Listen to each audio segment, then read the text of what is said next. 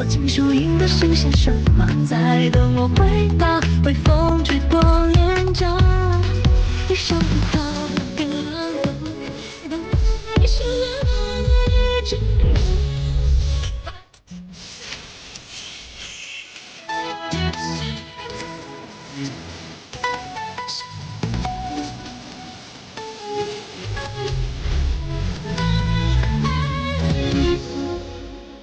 奔跑的我，探索的领域。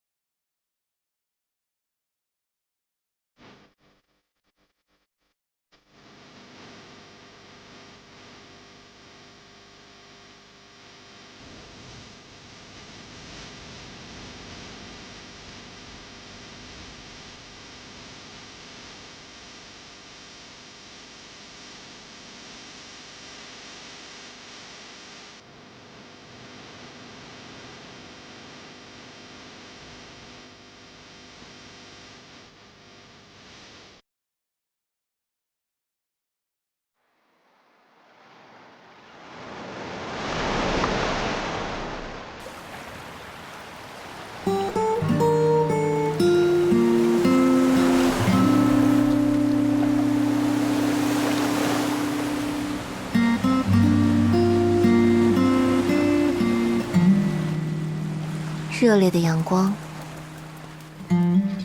温热的海风，清凉的海浪，让这个城市总是夏天的模样。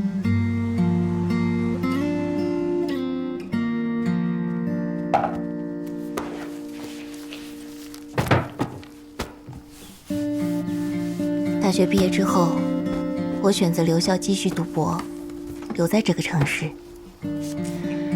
也许是心底暗暗觉得，只要我在这里，那年的夏天就一直没有结束。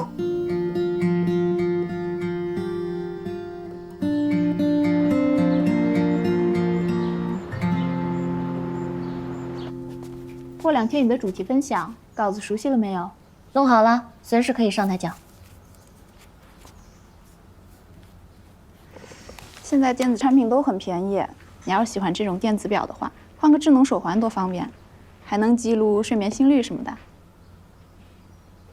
不一样，你不知道，这块手表以前还能显示是星星，可它都坏2年了，谁戴不显示时间的表啊？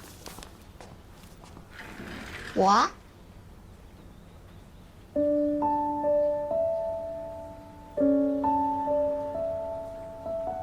江于白送我这块表时，他说过，他也有一块一模一样的。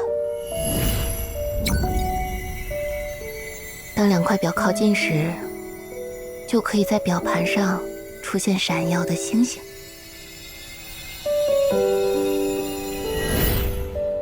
虽然它早已不显示时间，虽然另一块表的主人消失在茫茫人海，但我依然带着这块表，就像带着一个沉默的宇宙。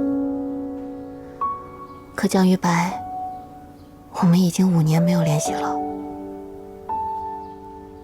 你到底在哪里啊？哎，你听说了吗？今天是咱们学校林博士给我们上分享课。啊，是吗？哎，听说他当年是保送到清北的。来了来了，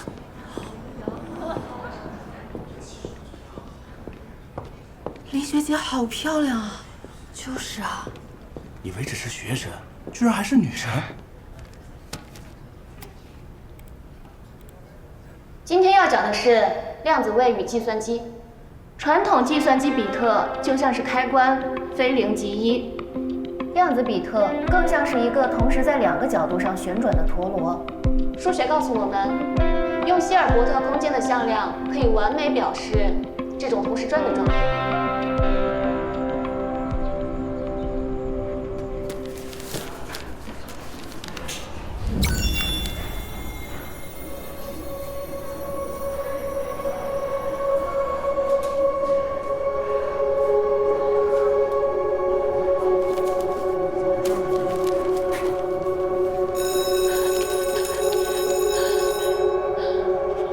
这个寻常的午后，星光毫无征兆地亮了。表盘传来的微烫，是记忆深处从不曾冷却的温度。你说只要星星还在，你就不会走远。江玉白，你是不是一直都在？你是不是从未离开？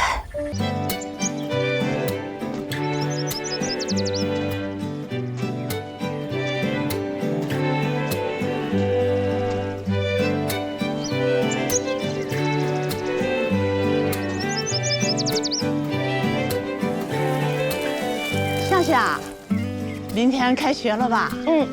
刚去我家店里拿了一些新文具。好。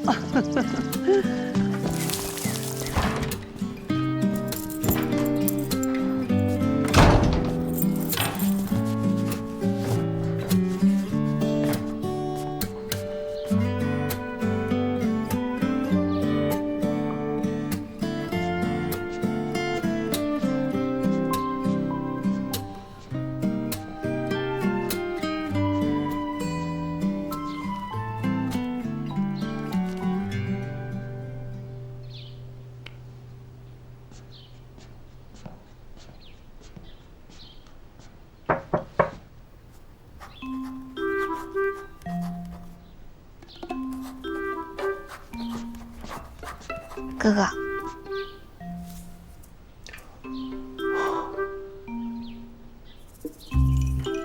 敲门的意思是询问，你在没得到答案之前你就进来了，你敲他干嘛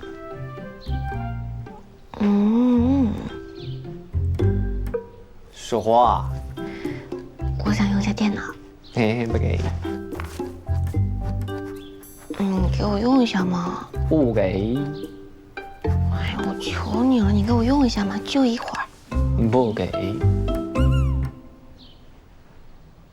是这样的，我好朋友要来一中上学了，我们很可能分到一个班。我上次给他留言了，不知道他有没有回复。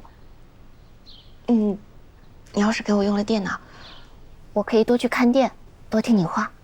啊，不给。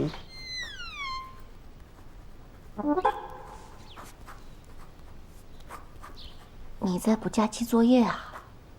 需要我帮忙吗？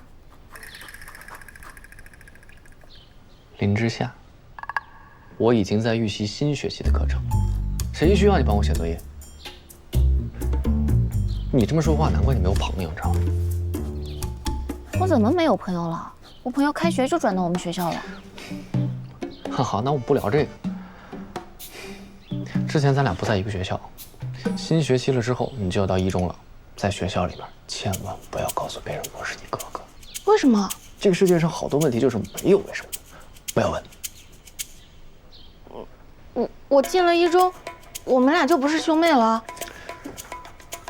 林之夏，你已经长大了，你应该有属于自己的朋友了，不要再缠着哥哥了，好不好？不找就不找。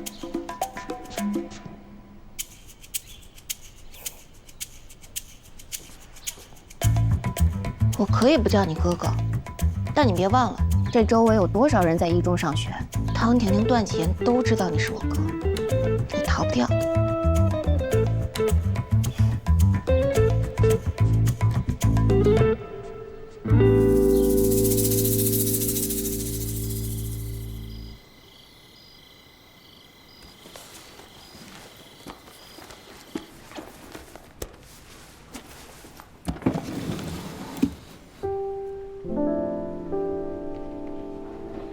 在这颗星球上，多数人擦肩即过，少数人相望一生。小学4年级，275个晨昏，我们从陌路变成知己。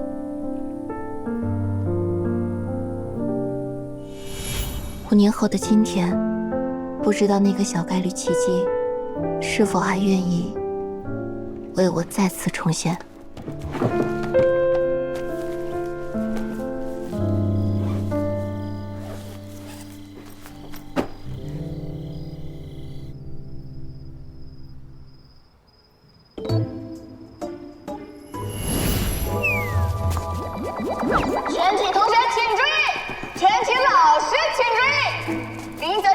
我哥哥。我经常辅导他的功课，他能考全班第10，都是因为我初中的时候给他补了课。我哥哥是我的学生，我哥哥是我的学生。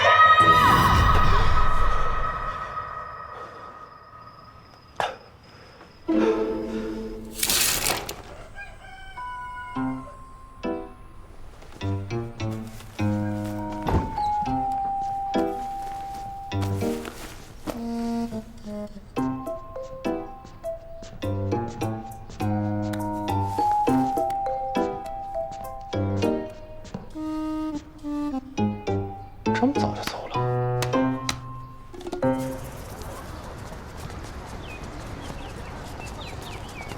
今天开学第1天，谁也不能迟到。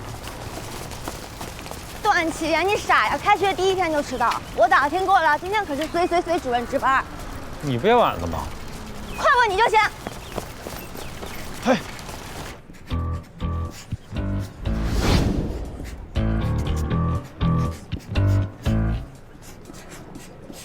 这女生是谁啊？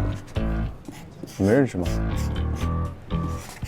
她叫金百惠，是去年的第1名，还考上了北京的少年英才班。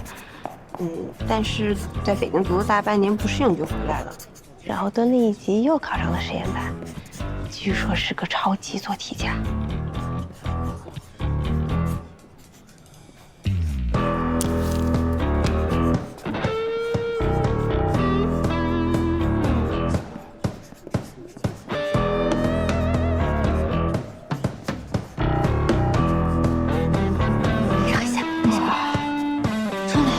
在这儿，快上课了！今天不是要发教材吗？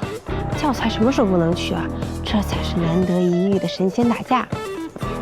之前实验班大牛就是考上清北窑班的那个师哥，在毕业前留下的一道题，玲珑棋局听过吧？他们正在那破局呢。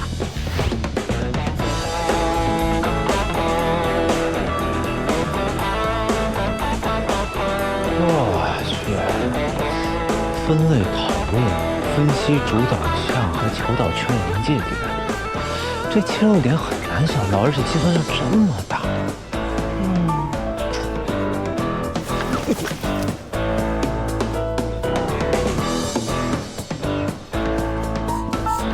看，注意我的功夫，这么黑板都快写完。哇，果然做题就像呼吸一般轻松啊，羡慕。我说的是这个。你说林之夏呀，他跟我们是一个初中的，我们当时就喜欢给他们这种学霸起外号，男生呢叫大神，女生呢叫仙人，而这林之夏就是9重天上仙人中的仙人。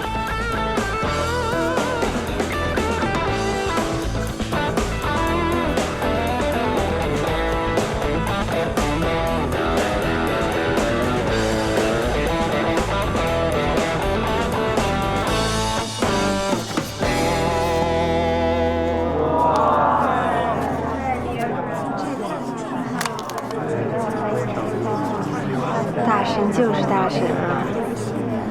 哇！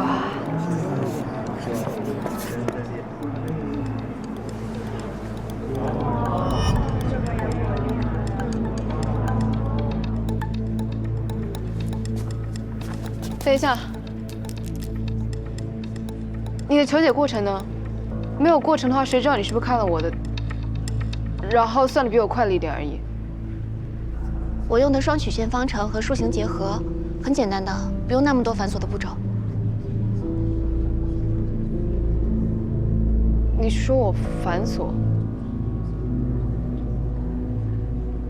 我的意思是，这个题有很多做法，你的答案是正确的，只不过你用了15个步骤，我用了5个。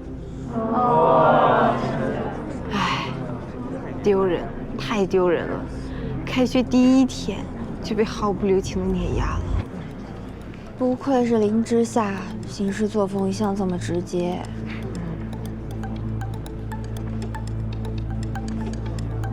我帮你改改。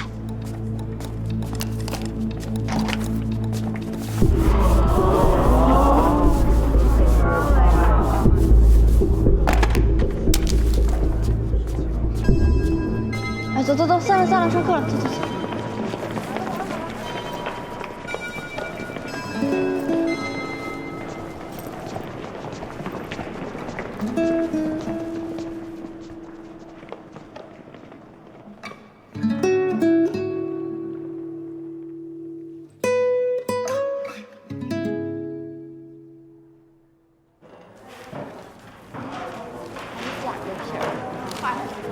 你这个也太流行了，我一会儿就帮你接了，对不对？太好了。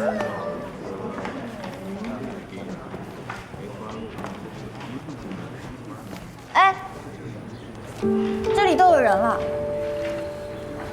之夏，能够做题吗？你干嘛？我是最后一名压线进的实验班。我们后面已经有一个线人了，林之夏要是坐前面的话，我不得被夹心饼干夹死啊！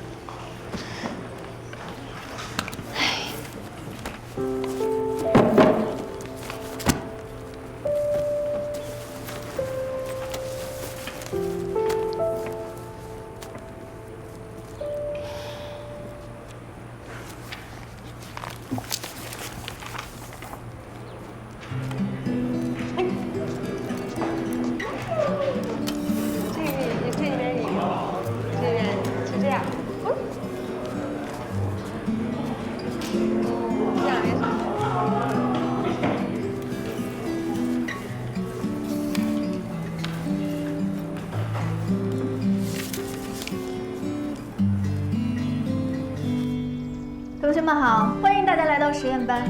我叫孔圆圆，是你们的班主任，也是你们的数学老师。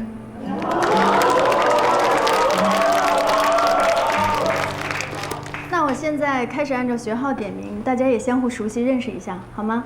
好。林之夏，到。你就是林之夏，好。江于白，江于白。没来吗？陈正好到。方晴雨到。报告。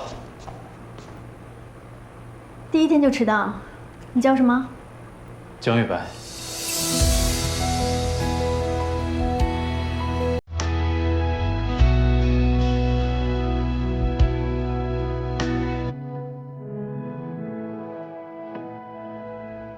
坐林之夏旁边吧。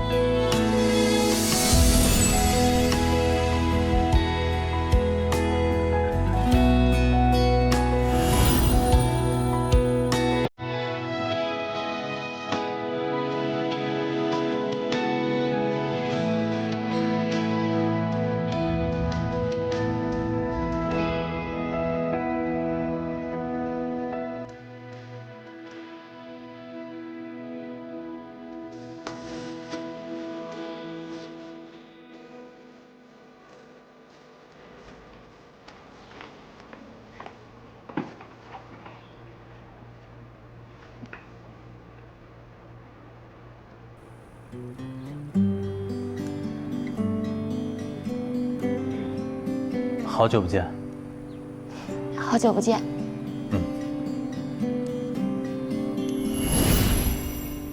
你好，我叫江月白。江月白。那你叫我00000之夏吧。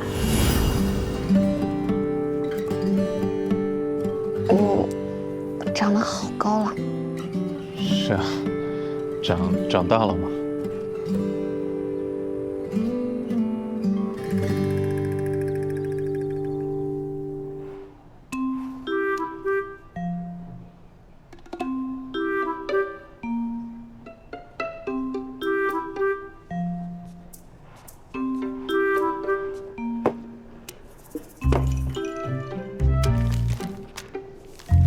5块。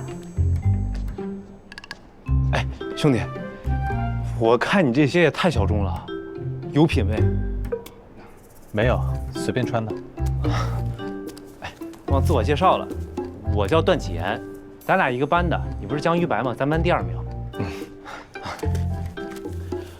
如果不算林之夏，你就是咱班第1了。怎么能不算林之夏呢？他本来就是第1。那也不一样，他那个脑子可不是一般人。也不一定，一山还有一山高嘛。你是我见过第1个敢挑战林之夏的人。试试呗。哎，我刚过来看你这么高，你平常打球吗？打。我也打，咱俩放学约一场。行，太好了。放学球场见。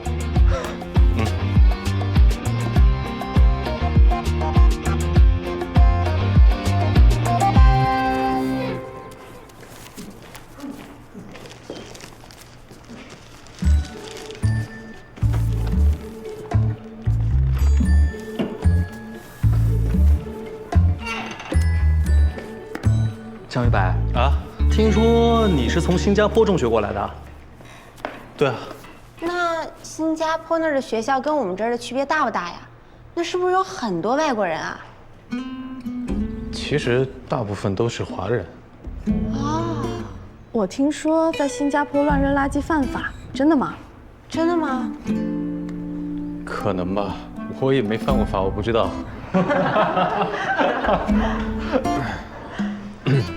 我在一本书上看到过，说新加坡享有花园城市的美誉。这种严格的规定背后是一种社会契约，公民牺牲一部分自由，换取一个极度干净整洁的生活环境。它是一个在资源极度匮乏的困境下，通过极强的规划打造出来的城市国家。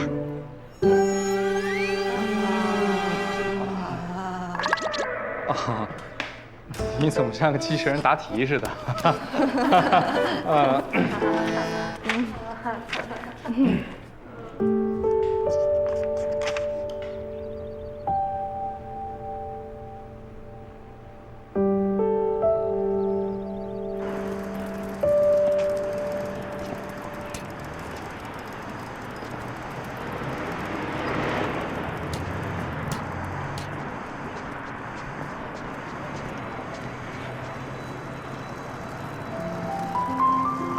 哎，焦一白，哎呀，你说咱俩这又碰着，这巧不巧？那个，你晚上干嘛去啊？我就是想邀请你晚上来我家，咱们一起看湖人跟凯尔特人的回放，这可是世纪大战。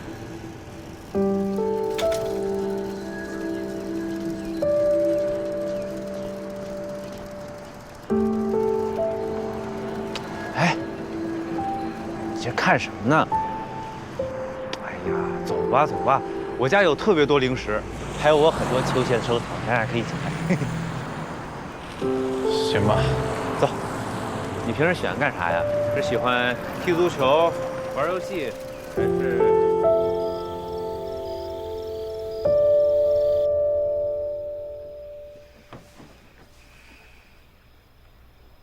江于白他，我怎么感觉怪怪的？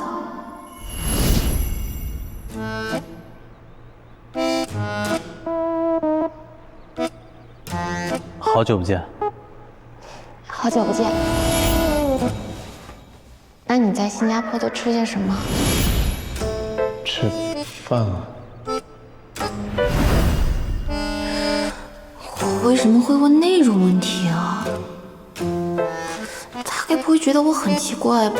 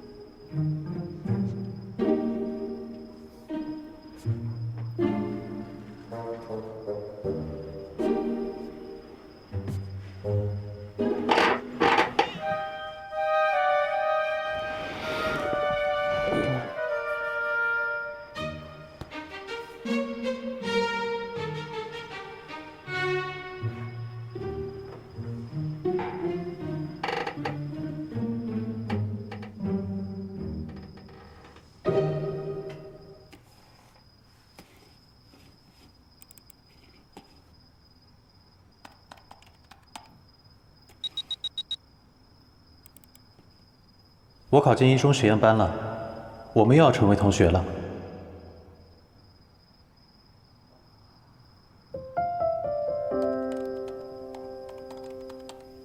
江于白，实在睡不着，就起来给你留言了。老实说，我想过很多遍和你再次相见的情景，但是今天的重逢，没想到会这么尴尬。可能是通讯不方便，也可能是分开太久，再见面会比较陌生。总之，我想坦白地告诉你，今天的感受不是很好。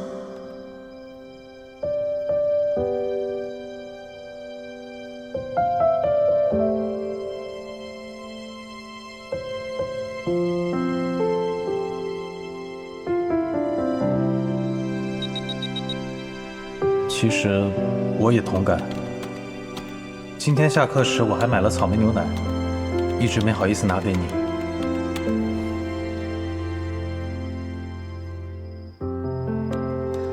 我心事过不了夜，说出来多简单啊，不然思来想去的效率很低。哈哈，这性格是你。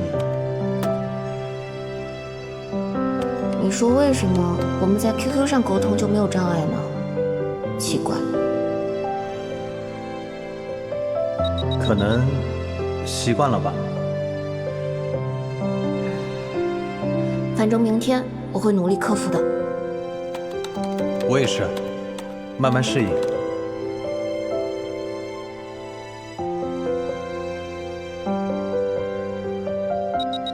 还有个事儿我要修复一下。你今天问我长这么高吃的什么，我随口说了个饭，回答的有点蠢，我后悔了一天。那你重新回答一下。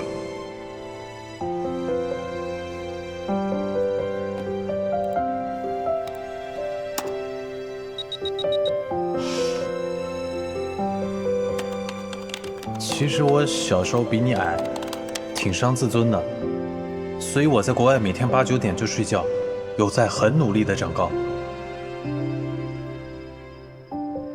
太努力了，你都有点长冒了。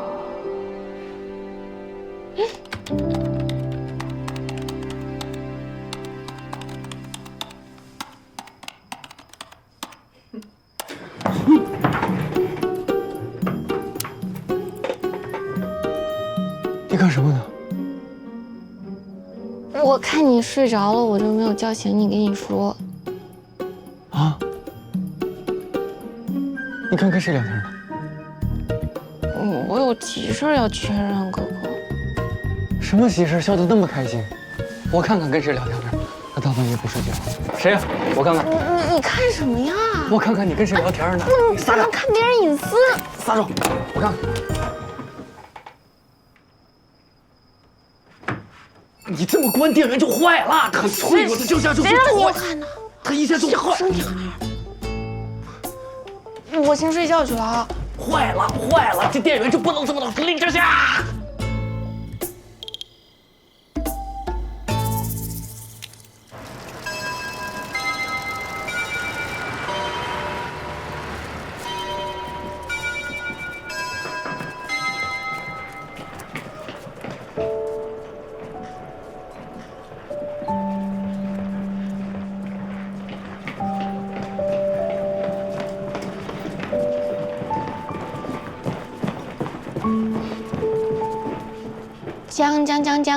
江于白。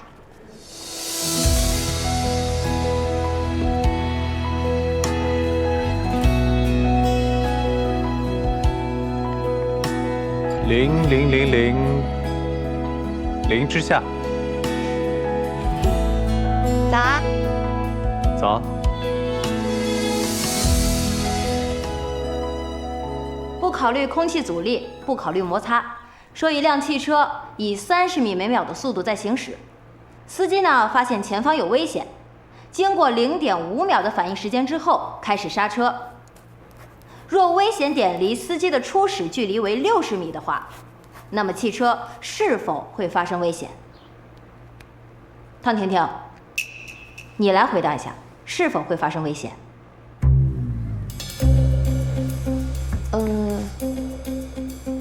汽车是否会发生危险？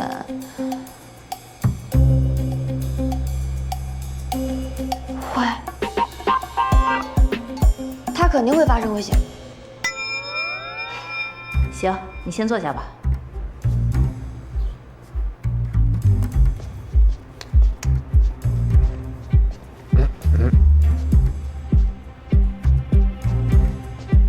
这位同学，你叫什么名字？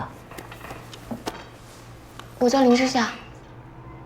林之夏同学，你别以为我看不见，在讲台上看下面，每一个小动作都一清二楚。你听课了吗？就帮人家传答案。来，你说说理由，为什么会有危险？汽车在105米的时候才会停下，105大于60，所以会发生危险。老师，我在听。行，就算你算得快，那你一直在看课外书，你以为我看不见吗？看的什么？拿出来。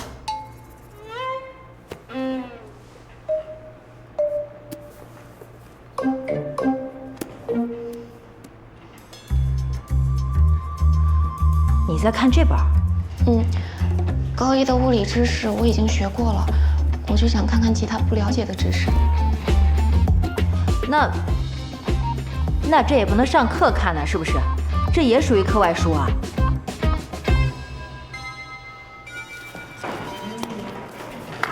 今天的课就上到这儿啊，下课。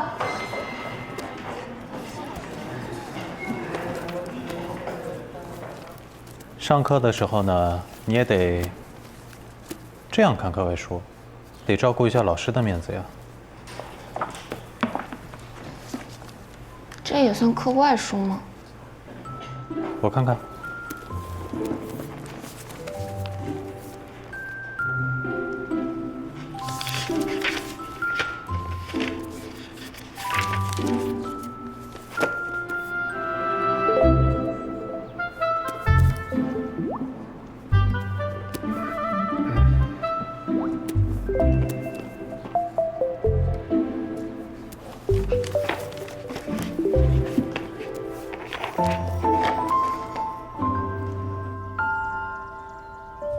昨天我听语文老师反映，大家最近对待语文课比较散漫。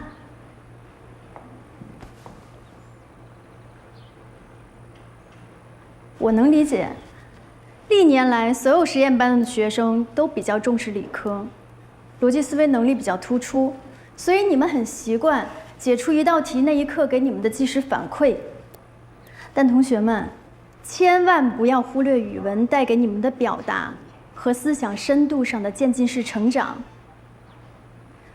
老师带的班有一个惯例，就是每年开学的时候，我会组织一场图书角活动，就是大家可以带着自己比较推荐的书到图书角去交换着看，一起学习，共同成长。所以现在就可以想一想，你们想准备的书单是什么？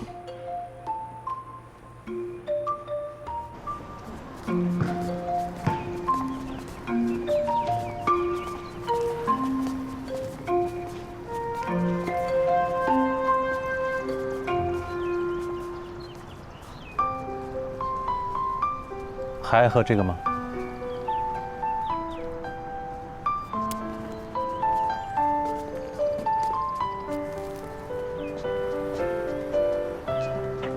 哎，干嘛了？走啊！图书角活动，你准备拿哪本书啊？还没想好。我肯定能一眼就认出你推荐的书。这么自信啊？那我肯定也能一眼认出你的。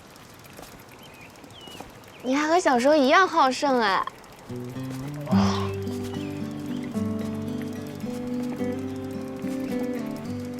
怎么了？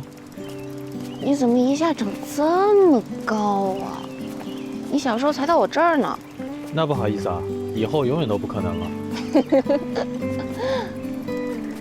太好了，我们比昨天熟了很多。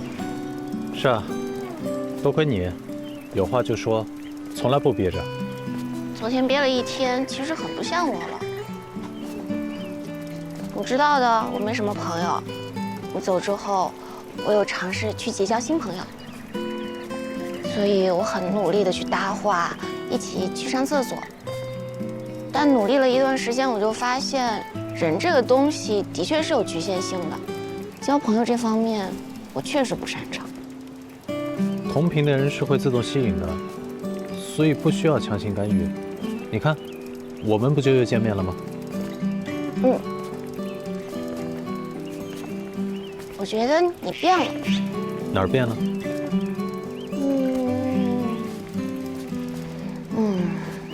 说不清楚，但就是变了。我呢？我变了吗？头发长了一点，别的没怎么变。其实我一直想问你，你这次为什么回来啊？因为你啊。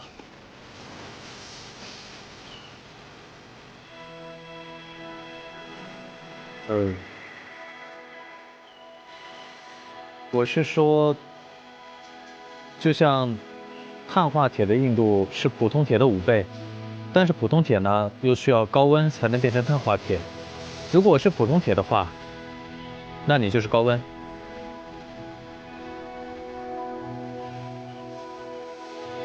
我真的是因为你才回来的，因为我觉得和你在一块，我可以变成更好的我。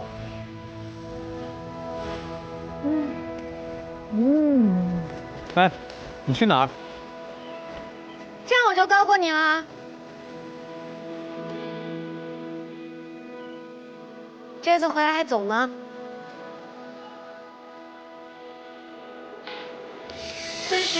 高中肯定不走，然后我们一起上大学。好啊。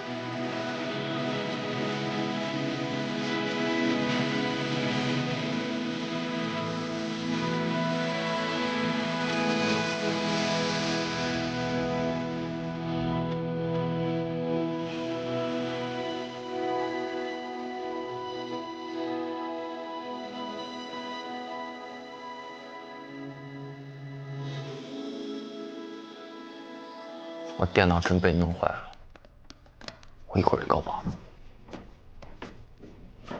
哎，爸爸这2天腰的老毛病又犯了，你们俩一会儿看看谁吃完了，给你妈把饭送超市去啊。我去吧。哎，夏佳，刚开学怎么样？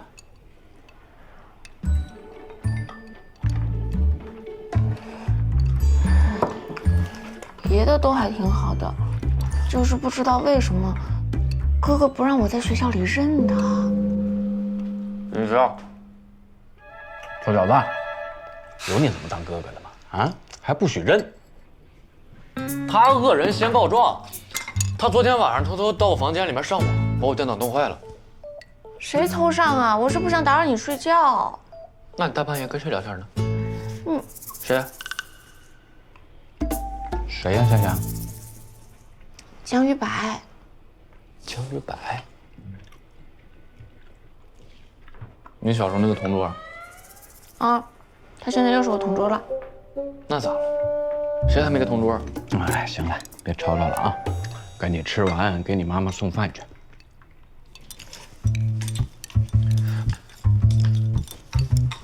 爸爸他不让我吃饭。我没有。你们2个。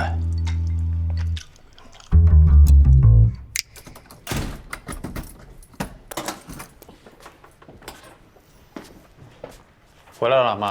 啊，儿子啊，啊，那自己弄饭吃啦？吃什么呢？对啊，随便弄了点东西。新公司还适应吗？哎呀，刚开始嘛，那业务总归不熟，慢慢就好了。那同事呢？人怎么样？都挺好的。那就行了。这本来是昨天我要问你的，哎，你倒好嘛，这个反过来全抢着问了。你怎么样？新学校适应吗？特别好，特别适应，比新加坡那儿好多了。咦，这看来对高中生活很是满意啊。嗯。哎呀，之前啊，你爸还说，说离婚是大人的事儿，也不用给你转校回国。我就跟他说了，我说儿子肯定是想回来的呀，因为好朋友都在这边嘛，对吧？啊。而且，你不也不喜欢那边吗？对啊，我好朋友也都在这边呀。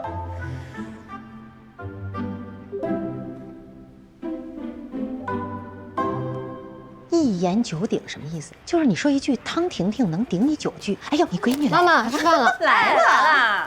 哎呦，这么乖啊，给你妈送饭啊。阿姨好。哎，乖。哎，对，还正想问你呢，宝儿，你们班是不是根据学习成绩分座位啊？哎，就是说你跟婷婷你们俩一头一尾，是不是应该你俩坐同桌？我们没有怎么分。那真是太遗憾了。那也没关系，你俩虽然没在一个班过，可是你俩从小一起长大的呀，所以你俩还是最好的朋友。你得管他啊，他太不爱学习了，你得帮他。知道了。走了，妈妈啊，乖。哎，阿姨还想问你，你平时最爱吃什么？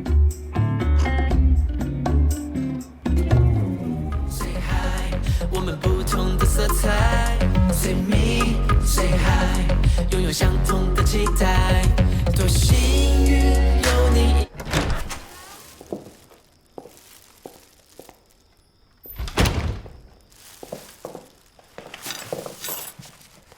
婷婷啊，闺女，妈，看妈给你买的什么？休息休息。哇，你买的？吃点零食。草莓牛奶、草莓饼干、草莓糖，这哪个超市大促销？我不爱吃甜的呀，我之前长痘。哎呀，我问过林之夏的是。林之夏让你买的？哎，不是，是这样，我问他问得很仔细的啊，他跟我说他几乎每天都吃这些东西，我就在想啊，他的脑子那么好使啊，那多少是不是得跟饮食有点关系？你是说他的好脑子是靠吃这些吃出来的？他万一要是有用呢？咱试试，就吃这个，好不好？妈，你真的很离谱，你这无知程度够上社会新闻了。你吃还是不吃啊？我不爱吃甜的，我不吃。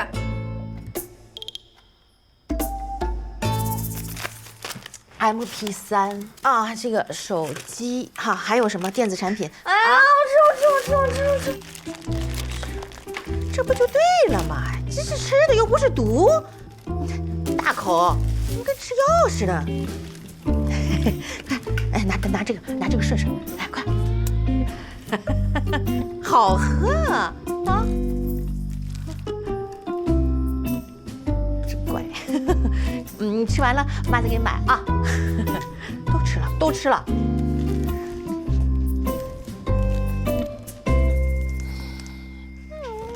好难吃啊！明天肯定长痘。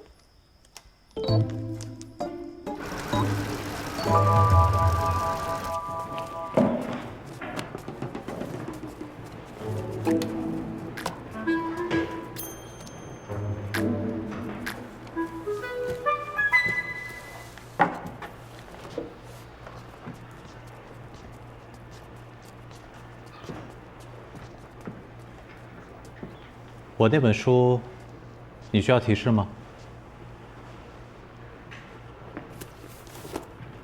这本。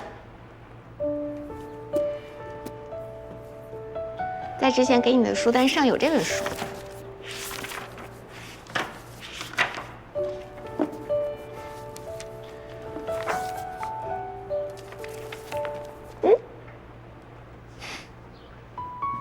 那你想好看什么了吗？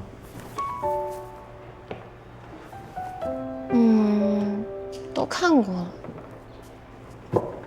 你到底看了多少书啊？科学类的都看过。这本吧。我只听说过，没看过。那本是金百惠放的吧？是吧，金百惠？金百惠，你还会看小说呢？我还以为你会放本教辅材料进来呢。家里唯一一本杂书，不知道什么时候买的呢。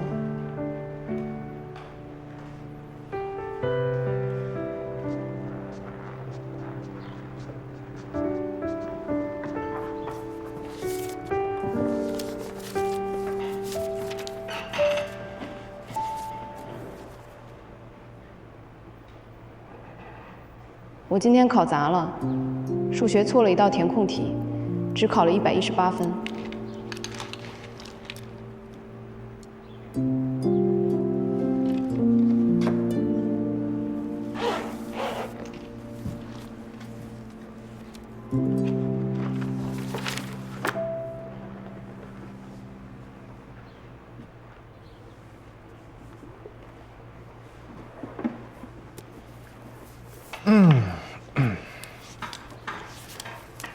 你这本书是谁的？不是你的吗？不是。不可能啊！全班应该只有你会觉得，这种书是高一的学生应该看的吧？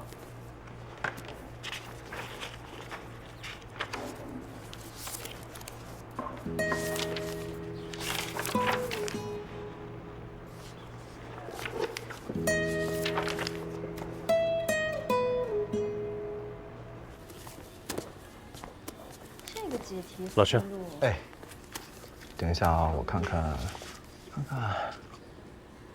我觉得你可以尽早考虑参加一些大学的数学专项测试，如果通过了，你可以直接进大学。我其实还没想好是否需要这么早进入大学。行吧，那你回去也跟父母商量商量。去吧。行，我这边也没什么事了啊。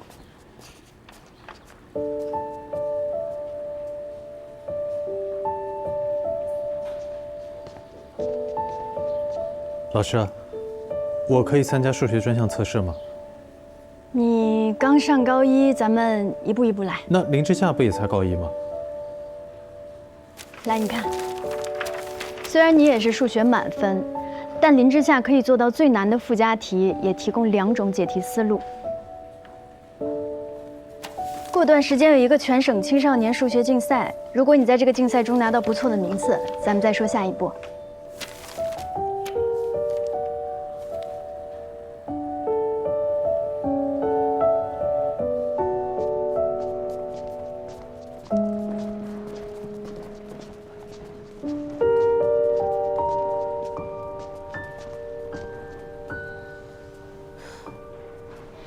完了。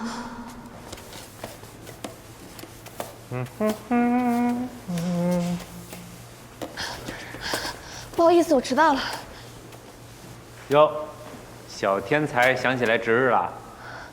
刚刚孔老师找我，耽误了些时间。没事，我们这都快做完了。大家快回家吧，剩下的我来。你们新人就应该研究宇宙真理，打扫卫生这种小事儿啊，就还是交给咱们凡人来干吧。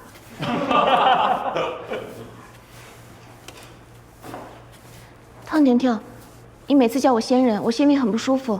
以后你能不能直接叫我名字？你本来就不食人间烟火啊，不就是仙人吗？你脑袋里除了学习还有什么其他别的东西吗？少管我们凡人的事。你对我有什么意见，可以直接说的。你看我脸上长这俩大痘，全部拜你所赐。你能不能不要再跟我妈说些有的没的了？这是，夏夏，你平时最爱吃什么？草莓蛋糕要是能提高智力的话，怎么不去申请专利呢？我请你直接跟我妈说，你的智力是遗传，是基因，后天干预不了。不要再给我吃什么草莓糖了。不是的，智商的遗传率大概在40%到60%之间，基因对智力的影响是很大，但不是100%。我的天哪，我是在跟你讨论这个吗？啊，你妈妈是问我喜欢吃什么，但我不知道她要买回去强迫你吃。你脸上的痘痘不一定是草莓蛋糕导致的，有可能是青春期油脂分泌过旺、清洁不到位引起的毛孔堵塞。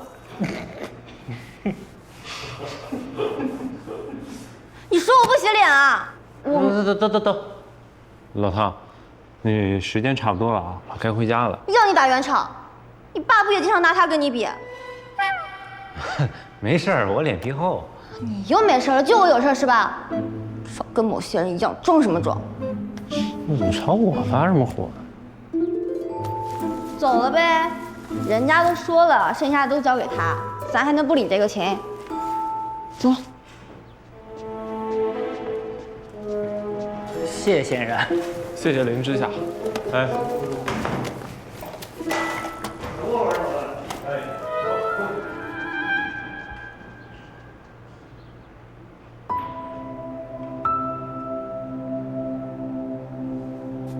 我能解出别人解不出的题，却解不出为什么我的存在像个孤立解，从来不在他们的解析里。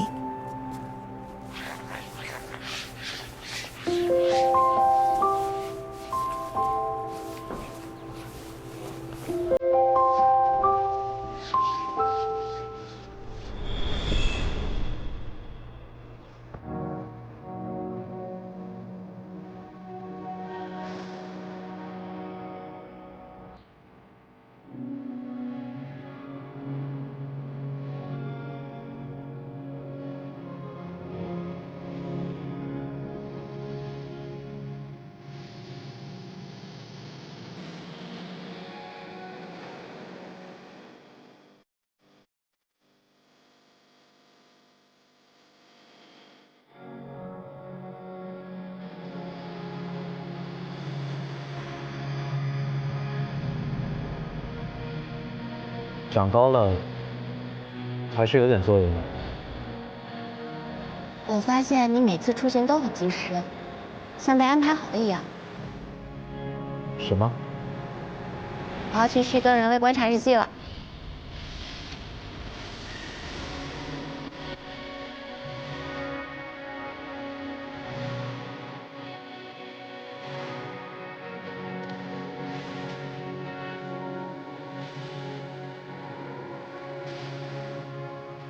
我们把断更的这几年补上吧。怎么补？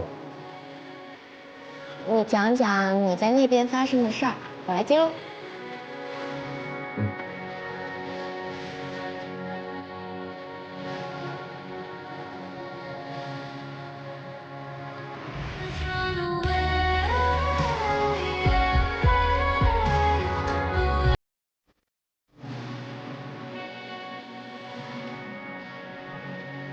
本来有些默契，即便几年没见，也不需要重新配置。就像系统重启后，你依然是我的默认设置。